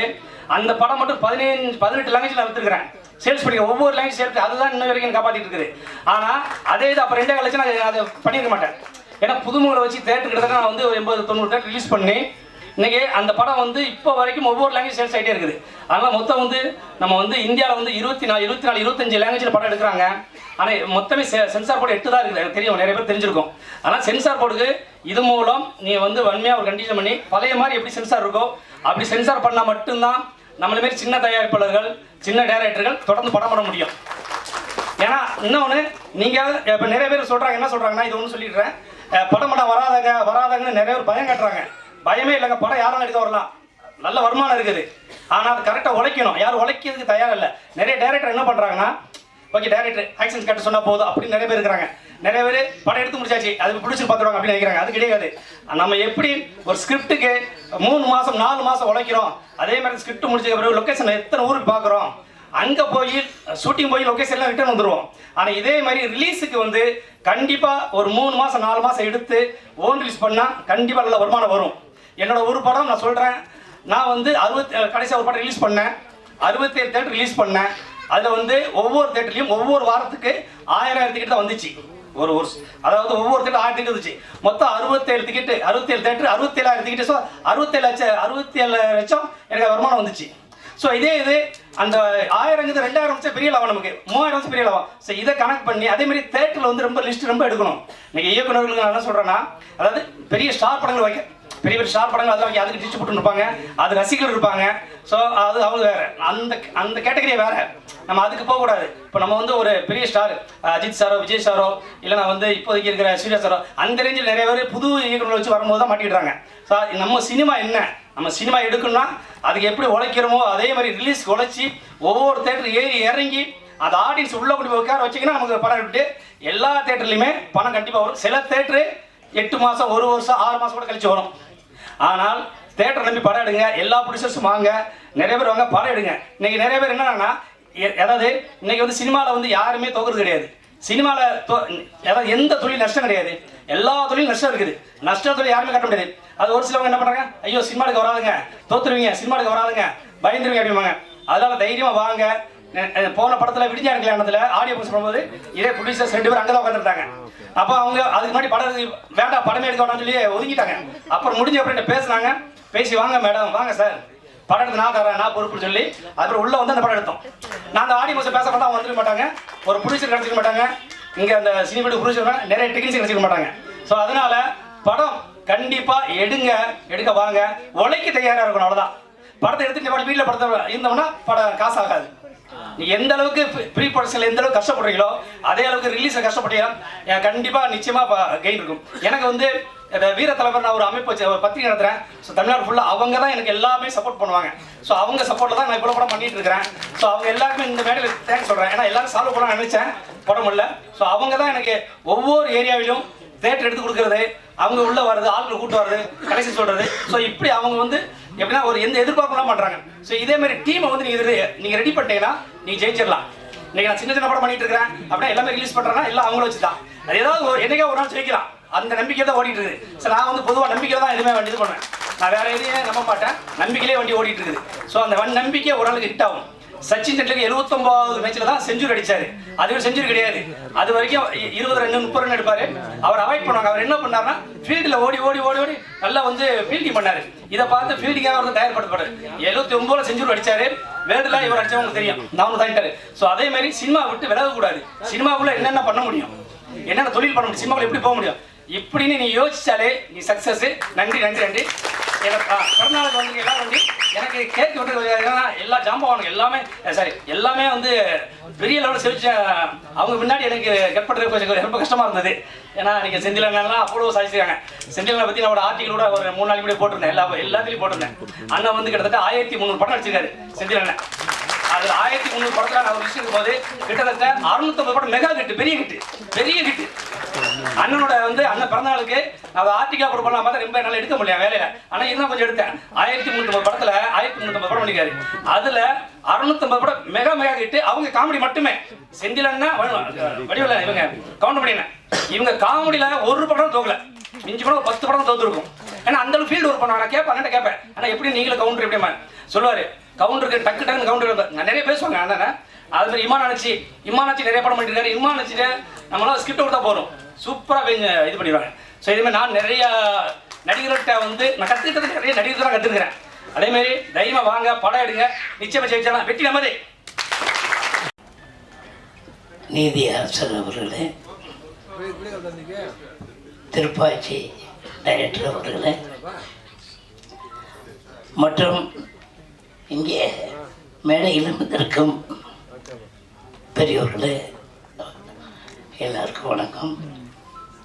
குறிப்பாக மீடியா பத்திரிகை நண்பர்கள் எல்லாருக்கும் வணக்கம். எல்லாம் எனக்கு தொண்டை கட்டியிருக்கு, வேற ஒன்றும் இல்லை.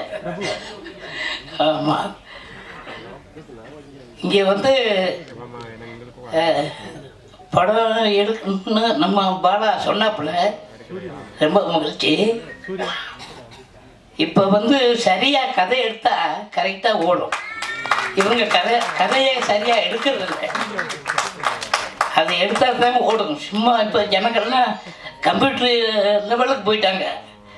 நம்ம வந்து ஒழுங்காக எடுக்கணும். இப்படியே இந்த பாலா மாதிரிய ரொம்ப பேர் எடுக்கிறாங்க. ஒரு படம்லாம் நடிக்கிறாங்க. எதுக்கு நம்ம சும்மா இருப்பானே, நடிப்போன்னு நடிக்கிறேன். அதாவது சில கதைகள் காமெடிகள் அந்த காமெடி வந்து நன்றாக இருக்கணும், நம்ம குடும்பத்தோடு பார்க்கணும் அப்படின்னு ஒரு காமெடி வச்சுக்கிடணும். இப்படி எல்லாம் கலந்து நம்ம படம் எடுக்கணும். இப்போ நம்ம டைரக்டர் பேரரசு அவர் படங்கள்லாம் சூப்பராக இருக்கும். அவர் படத்தில் நடிக்கல, அவர் நான் நடிக்கும்போது அசனாக இருந்தார். இப்படி கதை நல்லா இருந்தால் எப்பவுமே வெற்றி படமாக இருக்கும். அது மட்டும் இல்லை, இங்கே ப்ரொடியூசர் அவங்க சொன்னாங்க. அப்புறம் அவன் இணை தயாரிப்பாளர் செல்வகுமார், அப்புறம் யாருமா பகவதி படம். சரி, எல்லாருக்கும் வணக்கம். இப்படி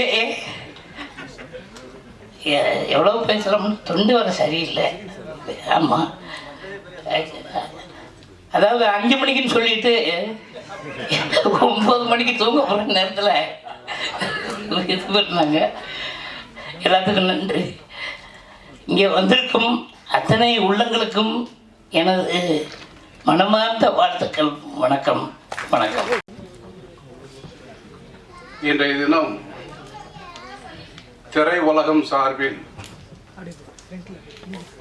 இசை தட்டை வெளியிடுகின்ற ஒரு நிகழ்ச்சியில் கலந்து கொள்வதற்காக என்னை அன்பிற்குரிய செல்லக்குமார் அவர்கள் அழைத்ததின் பேரில் நானும் அன்பிற்குரிய மாவட்ட நீதிபதியாக பணியாற்றிய கணேசன் அவர்களும் இங்கே வந்திருக்கின்றோம். கலைத்துறை என்பது தங்க சுரங்கம் போன்றது. இதிலே திறமை உள்ளவர்கள் எப்படி சுரங்கத்திலே வெட்டி வெட்டி எடுக்கின்றார்களோ அதை போல இது ஒரு அன்னப்பாத்திரமாக இருக்கின்றது என்பதை இந்த மேடையிலே பேசிய அத்தனை பேர்களும் எடுத்து சொல்லி இருக்கின்றார்கள். இதனுடைய தயாரிப்பாளர் அன்பிற்குரிய செல்வகுமார் அவர்கள் நீதித்துறையிலே பணியாற்றி ஓய்வு பெற்றதற்கு பிறகு தன்னை கலைத்துறையிலே ஈடுபடுத்திக் கொண்டு இந்த திரைப்படத்தை தயாரிக்கின்ற தயாரிப்பாளர்களில் ஒருவராக அவர் இருந்து பணியாற்றுகிறார். அவருக்கு என்னுடைய வாழ்த்துக்களை நான் தெரிவித்துக் கொள்வதிலே மிகவும் மகிழ்ச்சி அடைகின்றேன். அவருக்கு துணையாக மற்றொரு தயாரிப்பாளர் அன்பிற்குரிய சகோதரி ரதி தேவி அவர்கள் ஒரு தயாரிப்பாளராக இருக்கின்றார்கள். ரதி தேவி அவர்கள் தன்னுடைய குடும்பத்தையே இந்த மேடையில் அழைத்து தன்னுடைய மாமியாரை பெருமைப்படுத்துகின்ற ஒரு நிகழ்ச்சியை இங்கே உங்கள் அனைவருடைய முன்னிலையிலே செய்து காட்டினார்கள். எனவே அந்த அளவிற்கு ஒரு பெருமையை பெண் இடத்திற்கு கொடுக்கின்ற ஒரு தகுதியை தயாரிப்பாளர் ரதிதேவி அவர்கள் செய்து கொண்டிருக்கிறார்கள் என்பதற்காக நான் அவரை மனதார பாராட்டுகின்றேன். என்னெல்லாம் அந்த நடந்த அனுபவங்கள்லாம் சொல்லணும் அப்படின்னு ஆசைப்பட்டோமோ அது எல்லாத்தையும் தம்பியை சொல்லிட்டாப்புல. தம்பிக்கு இதுதான் முதல் படம் அப்படின்றத என்னாலே நம்ப முடியல. ஆமா, நீங்களே நம்புறீங்களா? இது தம்பி இதுக்கு முன்னாடி ஏதாவது படம் நடிச்சிருக்கேன்? இவன் பாட்டை ஏதாவது ஒன்று சொல்லி விட்டு பாரு, அண்ணாச்சி அதெல்லாம் சொல்ல முடியாது அப்படிங்கிறான். அப்புறம் நம்ம பத்திரிகை நண்பர்கள்லாம் வேற மாதிரி ஏதாவது எழுதிட்டு போறாங்களே. ஏன்னா நீங்க வேற டயலாக் எவ்வளோ டயலாக் இருக்கு, அதெல்லாம் கட் பண்ணிட்டு நீங்க அடிச்சா தண்ணி வருமா அப்படின்னு வேற டைலாக் போட்டிருக்கீங்க. எவ்வளவோ டைலாக்லாம் அது படத்தில் பேசியிருக்கேன், என்னடா சொல்ல முடியும். சரி, தம்பிக்கு என்னுடைய அன்பான வாழ்த்துக்கள். முதல் படம் மட்டுமல்ல, இன்னும் தம்பியோடு சேர்ந்து அதுக்கு அடுத்து 2 படம் முடிச்சுட்டேன். அதுக்கும் மேடைக்கு நான் வருவேன் கண்டிப்பாக. சரியா? நம்ம தம்பிக்கு வாழ்த்துக்கள். அவன் அடுத்தபடியாக இயக்குனர் பகவதி பாலாண்ணே, நிறைய உண்மைகள் இன்னைக்கு சினிமா எவ்வளவு விஷயங்களை கடந்து ட்ராவல் பண்ணிட்டு இருக்குங்கிறத ரொம்ப அழகாக மக்களுக்கு எல்லா மக்களும் இந்த இந்த விஷயத்தை கேட்குறவங்க எனக்கே அது சில விஷயங்கள்லாம் புதுசாக இருந்துச்சு. அந்த சென்சார் 2.5 லட்சம் அந்த விஷயங்கள்லாம் ஒரு சிறு படத்தை தயாரிக்கக்கூடிய தயாரிப்பாளர்களுக்கும் இயக்குநர்களுக்கும் அது எவ்வளோ பெரிய சவாலான ஒரு விஷயம் அப்படிங்கிறத ரொம்ப யதார்த்தமாக சொன்னீங்க. கண்டிப்பாக உங்களுடைய கோரிக்கை கண்டிப்பாக ஏற்கப்படும் அப்படின்றதில் மாற்றுக்கிறது இல்லை. அதே போல் மேடையில் வீட்டிருக்கக்கூடிய தயாரிப்பாளர், வணக்கம் மேடம். வணக்கம். உங்களுக்கு தானே முதல் படம்? ஆமாம், அது அவங்களும் அதில் நடிச்சிருக்காங்கன்னு நினைக்கிறேன். அதில் ஒரு ஹீரோயினிங்களா? வெள்ளியா? ஆமாம், அதில் அண்ணன் பகவதி பாலான்னு நடிச்சிருக்கப்பன்னு நினைக்கிறேன். ஆமாம், இவங்களாம் நடித்தது சத்தியமாக எனக்கு தெரியாது. ஆமாம், நான் போனேன், நடித்து முடிச்சோன்னே டக்குன்னு கிளம்பி வந்துட்டேன். நீங்கள் சொல்லலையா? நான் சொல்லிடுறேன். டேரக்டருக்கு போல நான் சொல்லிடுறேன். டேரக்டரும் நடிச்சிருக்காப்புல, ப்ரொடியூசரும் நடிச்சிருக்காங்க. நம்ம அதனால் படத்தில் பல திருப்பங்கள் இருக்கும் அப்படின்னு நம்ம எதிர்பார்க்குறோம். அதே போல் பின்னாடி ஒரு ஹீரோயின், அங்கே ஒரு ஹீரோயினா, இன்னொரு 5 பேர் எங்கம்மா? ஆமாம், அந்த பொண்ணு உண்மையில நல்லா நடிச்சிருக்கம்மா. அந்த லாஸ்ட் சாங்லலாம் பாப்பாவுடைய பெர்ஃபார்மன்ஸ் ரொம்ப நல்லா இருந்துச்சு. பாப்பாவுடைய நடிப்பு நான் இன்னும் பாப்பா எனக்கு என் கூட இதுக்கு முன்னாடி 2 படம் என்னுடைய பொண்ணாக நடிச்சிருக்காப்புல. இப்போ வந்து மேடைக்கு சொன்ன பிறகு எனக்கு தெரியுது. பாப்பாவுடைய வாழ்த்துக்கள். அதே போல் இந்த இசை வெளியீட்டினுடைய கதாநாயகன் அவர் அண்ணன் பேர் ஜான் பீட்டர் தானே? அப்போ அவருக்கு ஒரு வாட்டி நல்லா கைத்தட்டு, நல்ல பெரிய எதிர்காலம் அண்ணனுக்கு இருக்குது. ஏன்னா ரொம்ப அருமையாக இசையமைச்சிருக்கீங்க, புதுசாக இருக்குது. அது கண்டிப்பாக உங்களுக்கும் என்னுடைய வாழ்த்துக்கள். அதே போல் வாழ்த்தி அமர்ந்திருக்கக்கூடிய நீதிபதிகள், மரியாதைக்குரிய நீதிபதிகளை அவர்களுக்கும் என்னுடைய அன்பான நன்றி. அது இந்த படத்தில் ஒரு பெரிய ஜாம்பவான் யார் அப்படின்னா நம்ம அண்ணன் செந்தில்லை. ஆமாம், செந்தில்லை அண்ணன் கூடலாம் நடிக்கிறது வந்து அது ஒரு பெரிய பாக்கியம்.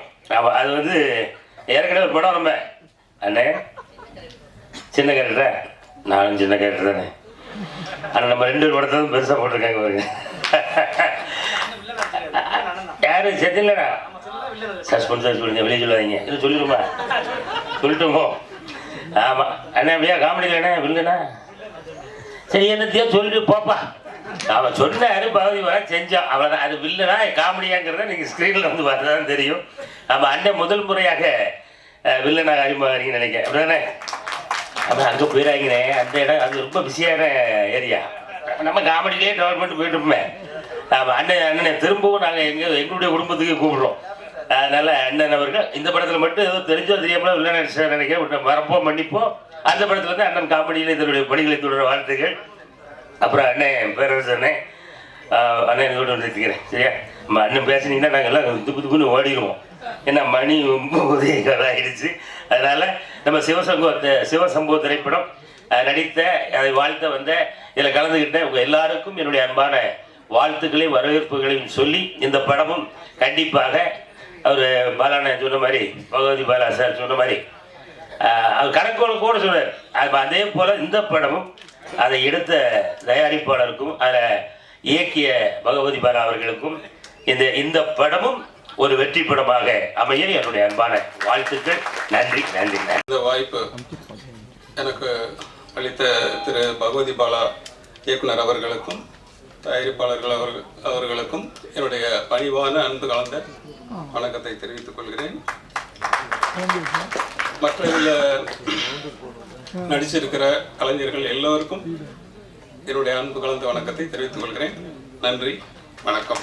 பெரிய ஆட்கள் நாங்க எல்லாம் சேர்ந்து ஒரு சின்ன படம் முதல்ல வந்து அறிமுகமாகி பண்றோம். எங்களுக்கு சப்போர்ட் பண்ணணும்னு உங்க நேரத்தை ஒதுக்கி இங்க வந்திருக்கீங்க, அதுக்கு ரொம்ப ரொம்ப நன்றி. ஃபர்ஸ்ட் ஓகே, நான் எல்லாரும் பத்தி தனித்தனியா பேசணும்னு நினைச்சேன். எனக்கே பசி வந்துருச்சு, உங்களுக்கு எல்லாம் பசி வந்திருக்கும், அதனால ஷார்ட்டா சொல்லிடுறேன். ட்ரெய்லர் பார்த்துருப்பீங்க. இந்த படத்தை பத்தி சொன்னா ஒரு நல்ல காமெடியான ஒரு சூப்பரான ஒரு கதை இருக்கு. ட்ரெய்லர் வந்து நீங்க எல்லாம் பார்க்கணுங்கிறதுக்காக வந்து எங்க சார் வந்து கொஞ்சம் காமெடியாவும் அப்படி கொஞ்சம் கில்மாவை கட் பண்ணி வந்து எடிட் பண்ணியிருக்காங்க. பட் அதையும் தாண்டி வந்து ஒரு செம்மையான ஒரு கதை இருக்கு. அந்த கதையை வந்து நீங்க எல்லாரும் தியேட்டர்ல பார்த்து என்னன்னு தெரிஞ்சுக்கிட்டு எங்களுக்கு வந்து சப்போர்ட் பண்ணுங்க. முக்கியமான விஷயம் வந்து நிறைய சின்ன பட்ஜெட் படம் வந்து எடுக்கிறாங்க, பட் நிறைய ரிலீஸ் ஆகாது. ஆனா இந்த படம் இந்த ஸ்டேஜ்ல இப்படி ஒரு நிலைமைக்கு வந்திருக்கிறதே வந்து எங்களுக்கு ரொம்ப பெருமையா இருக்கு. அதுக்கு முக்கியமா காரணமா இருந்த நட்ராஜ் சார், எங்க பகவதி பாலா சார், ரதி மேம், செல்வகுமார் சார் எல்லாத்துக்கும் ரொம்ப ரொம்ப நன்றி. சரி, வித்ததெல்லாம் அப்புறமா பேசலாம். தேங்க்யூ. செல்லக்கிளிங்கிற கேரக்டர் என்னை நம்பி எனக்கு கொடுத்த பகவதி பாலாஜி ரொம்ப தேங்க்ஸ். ஸோ சிவசம்பு எடுத்த உடனே எல்லாருமே என்னடா சாமி பேராக இருக்குன்னு நினச்சிருப்பீங்க. அது இருந்தாலும் நீங்கள் தேட்டரில் வந்து கண்டிப்பாக பார்க்கணும். அதில் அதை தாண்டி காமெடி, ஃபைட், எமோஷ்னலுங்கிறது நிறையா மிக்ஸ் ஆகி தான் இது ஒரு படமாக வந்திருக்கு. ஸோ ஃபேமிலியாக பார்க்கக்கூடிய படமாக தான் நானும் இதை நினைக்கிறேன். நீங்கள் யோசிக்காமல் எல்லாரும் உங்கள் குடும்பத்தோடு வந்து பார்க்கல. எந்த இடத்துலையும் நீங்கள் முகம் சுளிக்கிற மாதிரி ஒரு காட்சியும் வராது. ஸோ எங்கள் மக்கள் எல்லாருமே எங்களோட படத்தை தேட்டரில் வந்து பார்க்கணுன்னு ஆசைப்படுறேன். அப்போ தான் எங்கள் படமும் வளரும், அதில் நடிச்சிருக்கிறாங்க எல்லாருமே வளருவோம்னு சொல்லி நன்றி, வணக்கம். நான் எத்தனை ஃபங்க்ஷன் கலந்துருக்கேன். இந்த ஃபங்க்ஷன் தான் மொத்த நீதி அரசனையுமே உட்காந்துருக்காங்க. அப்புறம் மொத்தம் கூடவே எதுக்கு 2 பேரும் பேச மொத்தமே நீதி அரசு வந்துட்டு போக. ஏன்னா அந்த அளவுக்கு எல்லாருமே பெரிய ஆளை கூட்டுற பாடா பகுதி பாடா. இந்த சிவசம்பவ படத்தை சொல்லணும்னா இது ஒரு பெரிய கதையை சொல்ல டைம் இல்லை. ஆக்சுவலாக இந்த சிவசம்பவ கதை வந்து பகுதி பாலா வந்து தயாரிப்பாளர் சங்கத்தில் பதிவு பண்ணியிருந்தார். அதே ரதியை வந்து நம்ம சங்கத்திலையும் பதிவு பண்ணாங்க. அதை வந்து டைரக்டர் சி சுந்தர் தான் இந்த படத்தை வந்து பதிவு பண்ணியிருக்காரு சிவசம்பவம். அப்போ பகுதி பாலம் சொல்ல அண்ணா நம்ம பண்ணியாச்சுன்னா இந்த படத்தை வந்து வேற கொடுக்க முடியாது அப்படின்ட்டாரு. உடனே ரதி இல்லைன்னு நீங்கள் எப்படியாவது நீங்கள் அதை விடக்கூடாது, எங்களுக்கு தான் வேணும் அப்படின்னால நான் உடனே தயாரிப்பு சங்கத்தில் உள்ள தினேஷ் பேசினேன். அவன் என்ன சொன்னா, அண்ணா சார் இதுமாரி சி சுந்தர் வச்சிருக்காரு, ஒன்றும் பண்ண முடியாது அப்படின்னால. இல்லைப்பா அவங்க விட முடியாண்டா என்ன கேளுன்னு. அப்புறம் உடனே சி சுந்தர் பேசினோடனே அவர் உடனே கொடுத்துருங்க அப்படின்றான். இதுதாங்க பெரிய டைரக்டர், இதுதான் பெருந்தன்மை. இதுக்கு மேலே என்ன வேணும்? அதனால இந்த நிகழ்ச்சி மெயின் சி சுந்தர் சார் அவர் என்னுடைய மரியாதை கேட்டுக்கிறேன். ஏன்னா அசால்ட்டாக கொடுத்துருங்க அப்படின்ட்டார். இப்போ அவர் வந்து மூக்குத்தி அம்மன் 2 வச்சுட்டார். ஒரு வாரத்தில் போயிச்சார். ஏன் கேட்டிங்கன்னா இதை விட்டு கொடுக்கறதா ஒருத்தன் ஜெயிக்கிறதுக்கு காரணம். ஏன்னா நான் இப்போ 3 நாளைக்கு முன்னாடி சொன்னேன், வாழ்க்கையில் ஃபஸ்ட்டு கஷ்டப்படணும், அதுக்கப்புறம் நஷ்டப்படணும், அதுக்கப்புறம் தான் ஜெயிக்க முடியும். இது எல்லாருக்கும் தெரியும். யார் இது வந்து நான் சொன்னால் சாதாரண சும்மா, இதே ரஜினிகாந்த் சொன்னால் கமல் சொன்னால் பெருசாக பேசுவாங்க. அதனால நீ கஷ்டப்பட்டு தான் இன்றைக்கி வந்து பகவதி பால் வந்து நான் சொன்ன பார்த்தீங்களா, ராமநாதன் வந்து வருஷத்துக்கு எப்படி குறைஞ்சது ஒரு 6-7 படம் எடுப்பாரு. எல்லாமே குரங்கு, நாய், புலி, கொக்கு, குருவி வச்சு எடுப்பாரு, ஜெயிச்சுட்டு இருப்பாரு. இப்போ அதே மாதிரி பாலா பார்த்தீங்கன்னா சிறு படம் தான், குறைஞ்சி போனால் ஒரு 40 லட்சம் 50 லட்சத்துக்கு மேலே தாண்டதே கிடையாது. இப்போ இந்த படம் புரியல இல்லை அதை சொல்லலைங்க, அம்மனை சொல்கிறேன். நான் வருஷத்துக்கு 4 படம் சொன்னது காரணம் என்ன, எனக்கு தெரிஞ்சு நான் வந்து 89 வந்து சினிமாவுக்கு, அதுக்கப்புறம் எல்லாம் 10 பேர் வந்துட்டான்னு தெரியாது. எனக்கு தெரிஞ்சு ராமநாதன் சார் படத்தை நிறைய போய் பார்ப்பேன். சாலிகிராம் ஃபுல்லாக எடுத்துருப்பாரு, அழகப்பா சொல்லி எடுத்துருப்பாரு. அதுக்கப்புறம் பகவதி பாலம் எடுத்துக்கிறதுனால தான் நான் தெளிவாக சொல்கிறேன். என்ன காரணம், எப்படி இருந்தாலும் அந்த கஷ்டப்பட்ட கூட விடாமல் அவர் ஜெயிக்கிறாரு, தோக்குறாரு, பணம் வருது வரல எடுத்துட்டு இருக்காரு பாருங்க. அதுதாங்க சினிமா, அதுதான் சினிமா. ஏன்னா ஜெயிக்கணும்னு நினைக்கிறேன் என்றைக்குமே தோக்க மாட்டான், ஏமாத்து நினைக்கிறேன் என்றைக்குமே ஜெயிக்க மாட்டான் சினிமாவில். நான் சொல்றேன், எவனும் சொல்ல. அதனால இன்னைக்கு எல்லாம் நீங்க ஒரு நீதி ஆசிரியர் வந்திருக்காருன்னா யாருக்கா வந்திருக்காங்க, இந்த ரவி தேவிக்கா வந்திருக்காங்க, பாலாக்கா வந்திருக்காங்க, செல்வகுமார் சார். என்ன காரணம், இன்னைக்கு ஒரு நீதி ஆசிரியர் வந்து இன்னைக்கு ஒரு சினிமா துறைக்கு வந்து நம்ம ஒன்றும் இல்லை 4 பேர் வந்திருக்காங்கன்னா இதை விட நமக்கு ஒன்றும் இல்லைங்க. இதுதாங்க சினிமா. அந்த ஒரு நீதி ஆசிரியர் ஒரு மீடியாவுக்கு வந்து நம்மளை கடந்து ஒரு சினிமாவுக்கு வர்றாங்கன்னா நம்ம நேர்மையாக இருந்தால் என்றைக்குமே ஜெயிக்கலாம், யாராலையும் தோக்க முடியாது. நான் 89 வந்து இன்னைக்கு நான் வந்து இன்னைக்கு தமிழ்நாடு இன்னைக்கு கேட்டப்போ தான் கருணா கேட்டாப்புலன்ட்டேன். அந்த சங்கத்தில் எடுத்துட்டு போயிடும் 1100 பேர், அவ்வளோ பேர் வந்தாங்க. ஏன்னா நான் எவனுக்குமே போய் சொல்றது இல்லை, யாருக்குமே வந்தியா 1/2 மணி நேரம் சென்சார். அதுக்கப்புறம் பகுதிபால் சொன்னாப்புல இந்தமாரி இதில் சென்சார்லாம் பயங்கரமாக ஏறி போச்சுன்னு. அது தமிழ்நாட்டில் இல்லை, இந்தியாவில் உள்ள மொத்த அசோசியேஷன் ஒன்று சேரணும், மொத்த மாநிலமும் சேர்ந்து கோரிக்கை வச்சா மட்டுமே தான் அதை மாற்ற முடியும். ஏன்னு கேட்டால் இன்னைக்கு மாற்றுத்திறனாளிகள் காது கேட்காருன்னு சொல்லி அது ஒரு இது வந்து சொல்லி கீப்பில் எல்லாம் சொல்கிறாங்க. அதெல்லாம் என்ன பண்ணோம்னா நம்மளை ஒன்று சொல்லணும், இன்னும் தயார்பாடு சொன்னோம், தயார்பாடாக ஒன்று சேர்ந்து ஒரு கோரிக்கை வைக்கணும். அது கேரளா, கர்நாடகா மொத்த மாநிலம் ஒன்று சேர்ந்து பண்ணால் மட்டும்தான் பண்ண முடியும். இப்போ நான் மட்டும் தனியாக மெயில் அமைச்சு வச்சுக்கலாம், அது 3ஆவது போட்டுருவாங்க. அதனால சினிமாவில் வந்து வாழ்க்கையில் ஜெயிக்கணும்னா பகுதி பாலெல்லாம் கற்றுங்க. ஏன்னா ஒரேவா சொன்னாப்புல நான் இப்படி தான் வந்தேன் அப்படின்னு. ஏன்னா நான் சொன்ன தோற்று தான் ஜெயிக்க முடியுங்க, யாராலும் சரி. அதனால இந்த படம் மிகப்பெரிய வெற்றி அடையணும். காரணம் என்ன, நான் சொன்னேன் சுந்தர்சி வந்து அசால்ட்டாக விட்டு கொடுத்தாருன்னு. அந்த மாரி அப்புறம் ஒரு சின்ன விஷயம், இந்த ட்ராக்னு ஒரு படம் பார்த்தேன், அண்ணன் செந்தில் சொன்னார் கதைன்னு. தயவு செய்து யாராவது படம் பார்க்கலன்னா ட்ராகனுங்கிற படத்தை பாருங்க. அவன் தனுஷை விட சூப்பராக இருக்கான் பையன், தனுஷோட தான் இருந்தான், அதை விட்டுங்க. ஆனால் அந்த படத்தை பார்த்தீங்கன்னா ஒரு செகண்டு கூட, ஆனால் அது 30 கோடி ரூபா, நம்மளால எடுத்து 30 லட்ச ரூபா, நான் அதோட ஈக்குவல் பண்ணலை. ஆனால் அந்த கதையை பார்த்தீங்கன்னா ஒரு செகண்டு கூட போர் அடி. ஏன் படம், ஏன்னா இன்னைக்கு வந்து அந்த கதை என்னன்னா, அப்பா அம்மாவை ஏமாத்தாதீங்க, அப்பா அம்மாவிட்ட போய் சொல்லாதீங்க. நான் வந்து இந்த கஷ்டத்தை வந்து இப்படி இருக்குன்னா சினிமாவில் எடுத்துருக்கான்.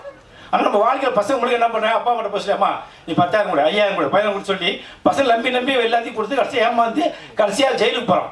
அந்தமாரி ஒரு கதையை கொண்டு வந்து நான் என்னமே இருக்கா சொல்லி எடுத்து பிரதீப் நான் ஜெயிச்சிருக்கேன். அவன் இன்னுமே படத்தில் அவன் சினிமாவில் யாராலையும் அழிக்க முடியாது, எழுதி வச்சுங்க. பிரதீப் ரங்கநாதனை சினிமாவில் அவனால் யாராலையும் அழிக்க முடியாது. நின்றுட்டான் அவன் எங்கேயோ போயிட்டு நான் ஓப்பன சொன்னேன். நான் வந்து இவ்வளோ தெளிவாக சொல்லிக்காருன்னா யாருமே அழிக்க முடியாது, அவளை அறிவிப்பா. அந்தமாரி பகுதி பல வருஷத்துக்கு 4 படம் எடுத்துருக்காப்புல, எடுத்துக்கிட்டே இருக்கணும். இதேமாதிரி நீதி அரசெல்லாம் வரணும். எனக்கு டைம் இல்லை, இதுக்கு மேலே நிறைய பேச முடியாது. வந்திருக்காங்க. நன்றி, வணக்கம். இருக்காங்க.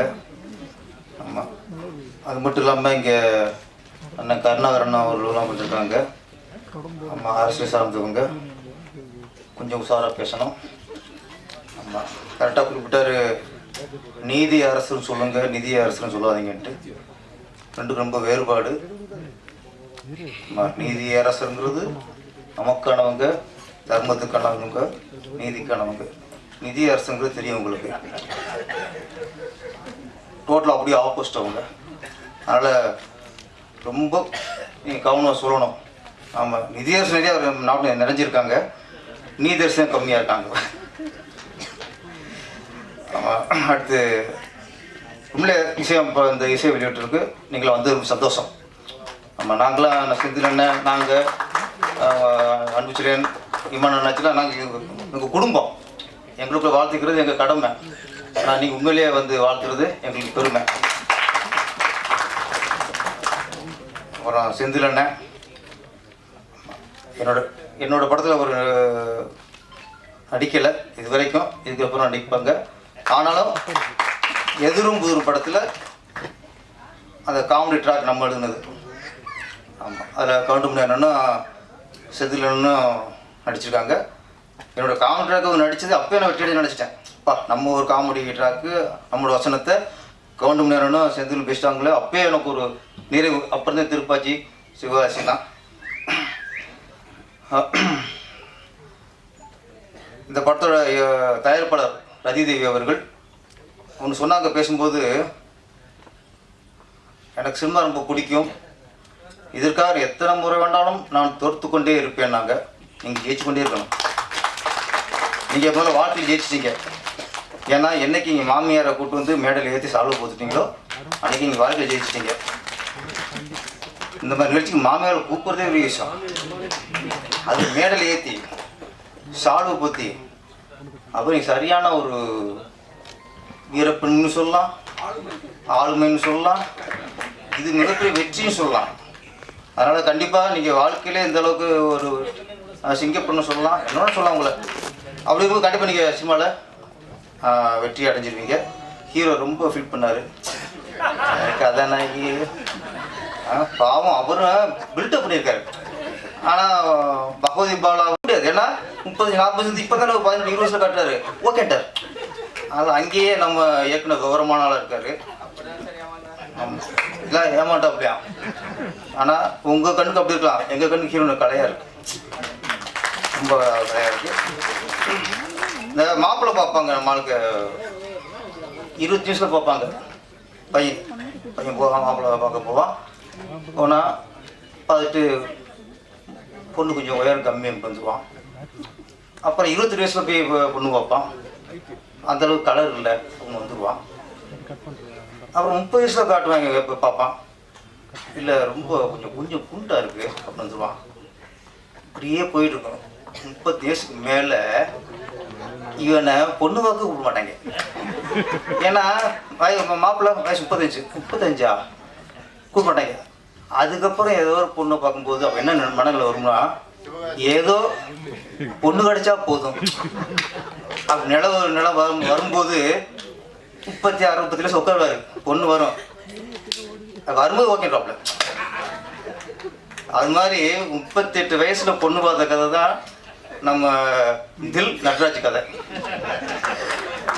இன்னும் அது கொஞ்சம் அந்த ரொம்ப பாதிப்பில் இருக்காரு. இந்த படத்துக்கு வெற்றிக்கு அப்புறம் தான் ஓஹோ அப்படிங்குது. அவருக்கு அது கூட பிரச்சனை இல்லை. கிளைமாக்ஸில் நம்மளை வந்து பொண்ணு காப்பாத்திருச்சு. உலகத்தை காப்பாற்றுற பொண்ணுதாயா. நம்மளை 10 மாதம் சுமந்து பெற்று உலகத்தை கொண்டு வந்ததே பொண்ணு தான்.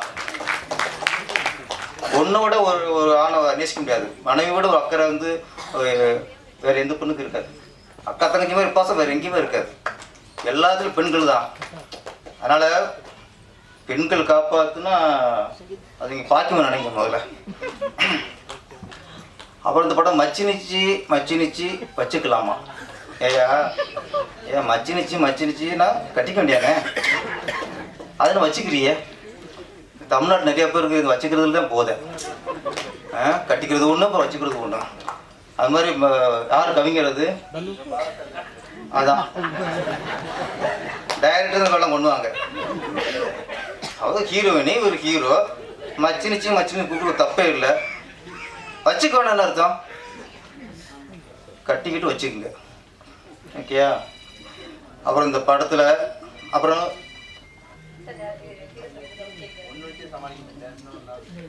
இது பாருங்க, அது ஒன்றே சமாளிக்க முடியலையா? ஐயோ அதெல்லாம் பழகி போகும்ப்பா உங்களுக்கு. இங்கெல்லாம் 3 நாளாக வச்சு சமாளிச்சுக்கிட்ட போய் கற்றுக்குங்க. சிவசம்பு டைட்டில். ஏன்னா சுந்தர்சிக்கு வாழ்த்து நன்றி சொல்லணும். நாங்கள் அண்ணன் சொன்னார், அதான் இங்கே பெருந்தன்மை. பெரிய இயக்குனர் ஏன் வெற்றி அடைஞ்சிருக்காங்கன்னா ஒன்று கொடுத்துட்டாரு. ஒரு டைட்டிலையோ ஒரு கதையோ யாராவது கேட்டு உடனே கொடுக்குறாங்கன்னா அவங்க உண்மையான திறமைசல் அர்த்தம். ஒரு டைட்டில் தான், இதை விட்டு எனக்கு ஒன்றுமே வெளி இல்லை அப்படின்னா உனக்கு ஒன்றும் இல்லைன்னு அர்த்தம். எனக்கு இந்த கதை போச்சுன்னா சில கதையெல்லாம் நம்ம நினைக்கிறவங்க வரும்.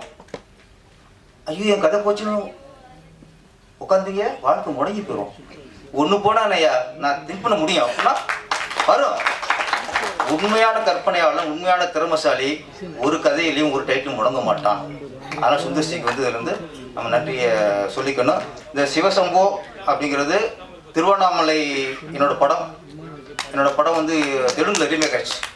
தப்பிக்காச்சு டப் பண்ணும்போது தெலுங்குல அந்த படத்துக்கு பேர் சிவசம்போ. நல்ல ஹிட்டு. இப்போ நான் கூட ஃபஸ்ட்டு ஃபோனில் சொன்னாங்க சிவசம்பு படத்துக்கு ஆடியோ வந்துருக்கு சார்ன்ட்டு. நான் என்ன ஏதுன்னு விசாரிக்கல. பகவதி பட டைரக்டர் சிவசம்பு. நான் கூட ஆணுவம் கலந்துருக்கும் போல இருக்கு அப்படின்னு ஓகேன்ட்டேன். வெறும் பின்னிகமாக இருக்கு. அதுவும் பார்த்தா அந்த மச்சினிச்சு பாட்டில் அது கேமராமனோட டேஸ்ட்டாக டைரக்ட் டேஸ்ட்டாக தெரியல.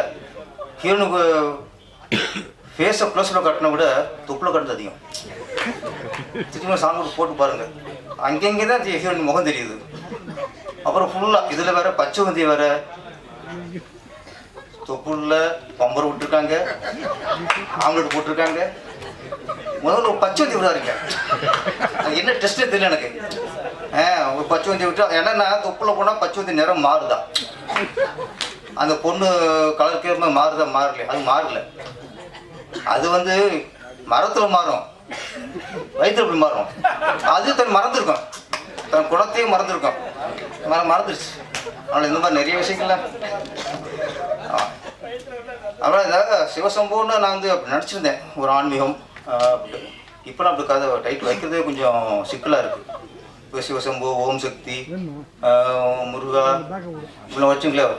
டேரக்டர் சங்கியோன்றாங்க, சாமி பேர் ஆகிக்கிறாங்க. இப்போ அப்படி ஆகிப்போச்சு இப்போ உலகத்தில். இப்போல்லாம் இப்போ சூப்பர் ஸ்டார் ரஜினிகாந்த் அப்போ எடுத்துட்டாரு அண்ணாமலைன்ட்டு. இப்போ எடுக்க முடியுமா? அண்ணாமலை பேர் வைக்க முடியுமா?